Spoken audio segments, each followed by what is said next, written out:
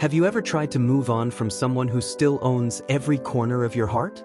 That feeling, where the past clings to you like salt on summer skin, is exactly where Belly finds herself. See, summer was never just a season for her. It was everything.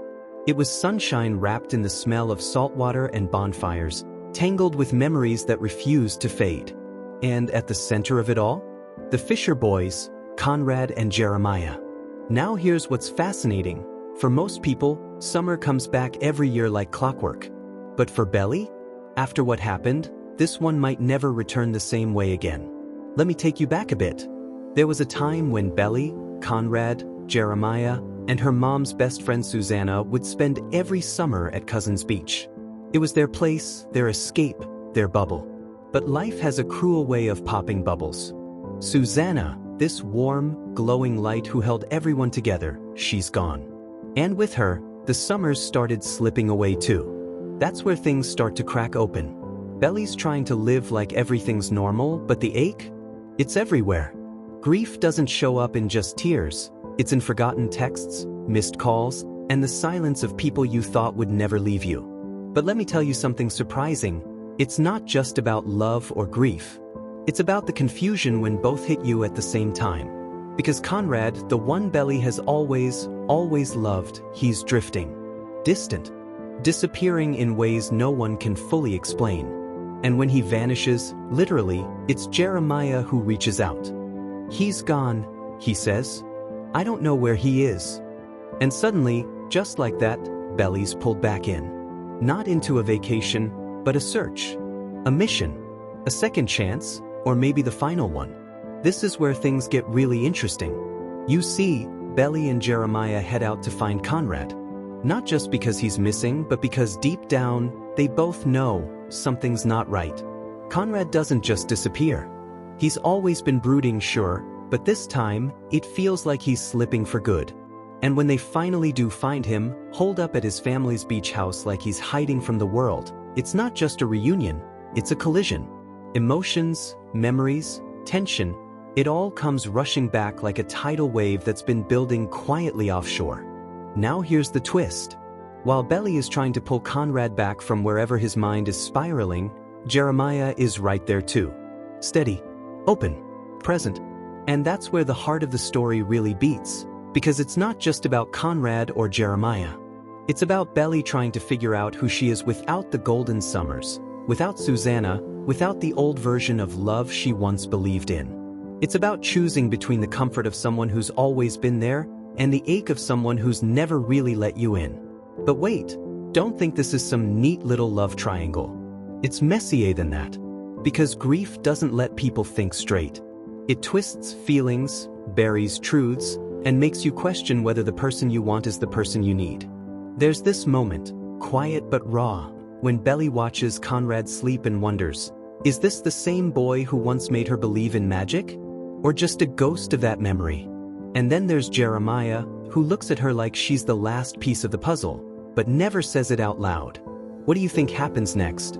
Do old loves rekindle? Or do people finally let go? That's the emotional cliff this story dances on.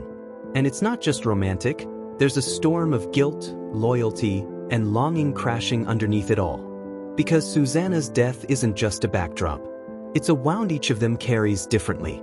Conrad hides. Jeremiah reaches out. Belly breaks quietly, smiling on the outside while everything inside her is unraveling. And no one really knows how to talk about it. That's the most painfully real part. How silence can scream louder than words. And just when you think things might settle, like maybe they'll talk it out, hug it out, anything, it hits you. Conrad isn't just pushing everyone away because he's sad. He's carrying something. A weight, a guilt, maybe even a secret. And Belly? She can feel it. But how do you help someone who won't let you close enough to see where they're bleeding? Now imagine this. A night under the stars, just the three of them, Belly, Jeremiah, Conrad, trying to hold on to the pieces of a summer that used to mean everything. The air is heavy, not just with humidity, but with words unsaid. They talk. They argue. Emotions boil. You can almost hear hearts breaking. It's that raw. And in those moments, it's not about choosing a boy. It's about choosing yourself when everything familiar is falling apart. You start to realize it's not just a story about losing love. It's about losing time. The kind of time that once felt endless. Childhood, summers, innocence. And what Jenny Han does so beautifully here is remind us, sometimes growing up doesn't come with answers. Just harder questions. So what does Belly choose? That's the question echoing through every scene, every look, every silence between her and the Fisher boys. Because she's not just chasing a boy anymore, she's chasing closure. And that's a chase no one really wins cleanly. Especially not when you're caught between two people who each hold a part of your heart. And the craziest part? It's not even about who loves her more. It's about who needs her less, or maybe who needs her too much. Now here's where the emotional tempo shifts. There's this quiet moment, Conrad and Belly alone. He finally lets his guard down just a little. Tells her why he left. Why he couldn't breathe in the world without his mom. Why everything reminds him of what he's lost, not what he still has. And you feel it. You feel that moment like a lump in your throat. Because it's the first time Conrad stops being the unreachable boy and starts being a broken son, trying to survive the wreckage of grief. But here's what hurts more, he still can't stay. And Belly, despite everything she feels, realizes something most of us take years to admit.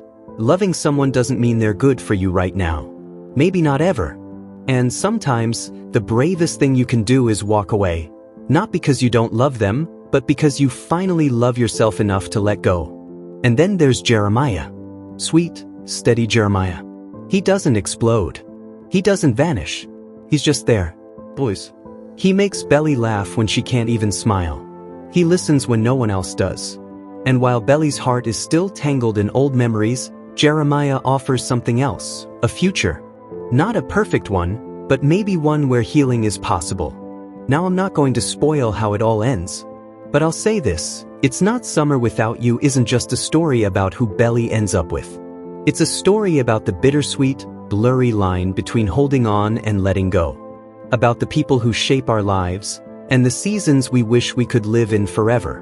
But more than that, it's about grief and how love doesn't always fix it, but it can make it bearable. And isn't that what we're all looking for? Someone who doesn't promise to erase the pain, but who stays anyway, right in the middle of it. This book doesn't offer easy answers. It doesn't wrap things up with a perfect bow. But what it does give you is realness. That ache you feel when summer ends and you're not ready. That breath you lose when someone you love chooses to walk away. That tiny flicker of hope when someone else stays. And in the end, maybe that's the kind of story that sticks with you the longest. Not because everything turned out right, but because it was real. Feel like you're meant for more, but don't know how to get there? You're not alone.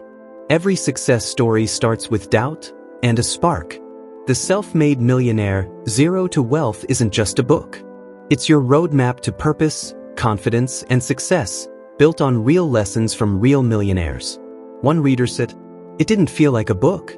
It felt like my future talking to me." Inside, you'll find the exact mindset and principles used by the world's most successful people. No fluff, just real, life-changing wisdom. Ready to take the first step? Get it 100% free. Just subscribe and comment "book" below.